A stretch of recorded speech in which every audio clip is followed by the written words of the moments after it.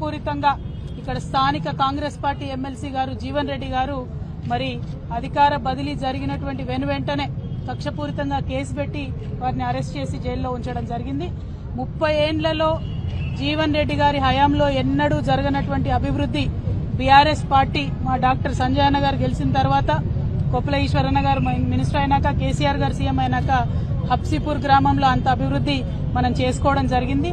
జరిగినటువంటి అభివృద్ధిని ఓర్వలేక మరి అధికారం మారిన వెంటనే మా సర్పంచ్ గారిని జైల్లో వేయడం అన్నది చాలా దారుణం. కక్షపూరితంగా ఇట్లా జీవన్ రెడ్డి గారు మా కార్యకర్తల పైన కేసులు పెట్టడాన్ని మేము చూస్తూ ఊరుకోం. చట్టపరంగా ఎదుర్కొంటాం, వీధులలో ఎదుర్కొంటాం, అన్ని రకాలుగా కూడా ఎదుర్కొంటాం. ప్రజలకు రాజకీయంగా మీరు చేస్తున్నటువంటి అంశాలన్నింటినీ కూడా ఎప్పటికప్పుడు వివరించి చెప్తామని కూడా ఈ సందర్భంగా తెలియజేస్తా ఉన్నాను. చాలా సీనియర్ నాయకులు జీవన్ రెడ్డి గారు కాంగ్రెస్ పార్టీ అధికారంలోకి రావాలే రావాలే రావాలే అన్నారు. మరి అంతకుముందు కాంగ్రెస్ పార్టీ అధికారంలో లేనప్పుడు, బీఆర్ఎస్ పార్టీ అధికారంలో ఉన్నప్పుడు ఫ్రెండ్లీ పోలీసింగ్ పేరుతోని ప్రజలను పువ్వుల్లో పెట్టుకొని చూసుకోవడం జరిగింది.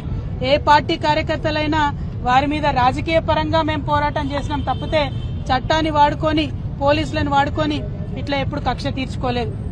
ఇది కాంగ్రెస్ రాజ్యమా, కాకీల రాజ్యమా అనే విధంగా ఇవాళ రాష్ట్రమంతా కూడా వ్యవహారం నడుస్తా ఉన్నది.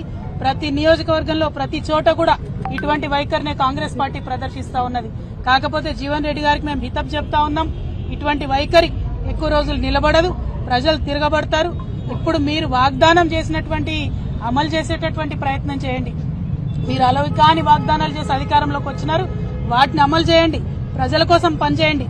కానీ ఇతర పార్టీ నాయకులు కార్యకర్తల మీద కక్షపూరితంగా వ్యవహారం చేస్తే ప్రజలే దాన్ని తిప్పికొడతారు. తెలంగాణ ప్రజలందరికీ కూడా వినమ్రంగా మేము విజ్ఞప్తి చేస్తా ఉన్నాం.